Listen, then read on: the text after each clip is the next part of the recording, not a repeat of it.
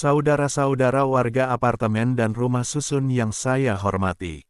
Di penghujung tahun 2025 ini, kita bukan sekadar menutup lembaran waktu, tetapi untuk merenungkan kondisi tempat tinggal kita, ruang hidup yang seharusnya memberi rasa aman, adil, dan bermartabat. Di banyak apartemen dan rumah susun di perkotaan, persoalan pelayanan publik seringkali dianggap sebagai sesuatu yang wajar. Pengelolaan yang tidak transparan dianggap risiko hidup bersama. Pungutan yang tidak jelas dasar hukumnya dianggap konsekuensi tinggal di hunian vertikal. Pelayanan yang buruk dianggap sesuatu yang tidak bisa diubah. Namun sesungguhnya, pembiaran terhadap pelayanan publik yang didasarkan pada itikat buruk bukanlah sikap pasrah yang bijak. Ia adalah proses bunuh diri perlahan terhadap hak warga masyarakat itu sendiri. Saudara-saudara, pelayanan publik, baik yang dijalankan oleh badan pengelola, perhimpunan penghuni, maupun pihak-pihak yang menjalankan fungsi publik, pada hakikat harus berdiri di atas itikat baik, transparansi, dan akuntabilitas. Ketika prinsip-prinsip ini dilanggar, lalu pelanggaran itu dibiarkan, maka yang tumbuh bukanlah stabilitas, melainkan normalisasi penyimpangan. Itikat buruk yang dibiarkan akan berkembang. Itikat buruk tidak pernah berhenti pada satu titik. Ia tidak pernah berdiri sendiri. Ia selalu berkembang. Awalnya mungkin hanya laporan keuangan yang tidak jelas. Lalu berkembang menjadi pungutan yang semakin memberatkan, tanpa dasar hukum yang sah. Pelayanan publik yang terus menurun, karena tidak ada mekanisme koreksi. Relasi kuasa yang timpang, di mana pengelola merasa kebal dari pertanggungjawaban.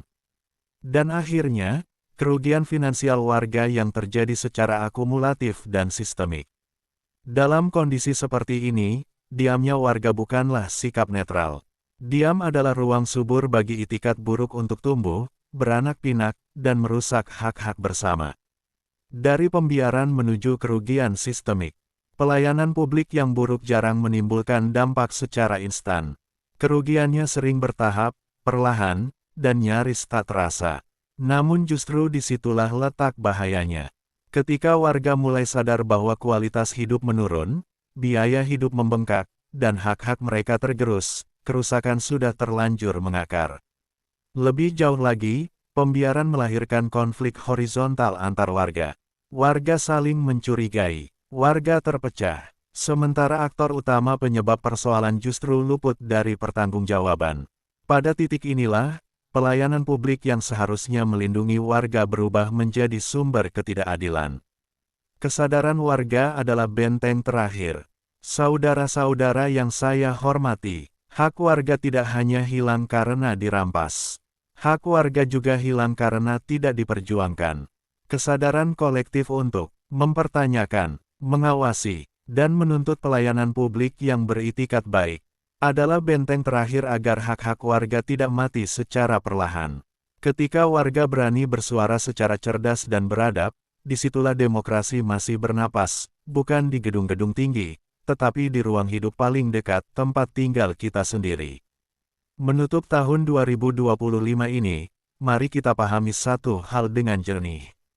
Pembiaran bukan solusi, ia adalah awal dari kehancuran hak warga, yang seringkali baru disadari ketika kerugian sudah terlalu besar untuk diabaikan. Semoga tahun yang akan datang menjadi tahun kebangkitan kesadaran warga, tahun keberanian yang beradab, dan tahun di mana pelayanan publik kembali pada tujuan mulianya. Melayani, bukan menindas, melindungi, bukan merugikan. Terima kasih. Selamat menutup tahun 2025 dengan kesadaran. Dan menyambut tahun baru dengan keberanian memperjuangkan hak.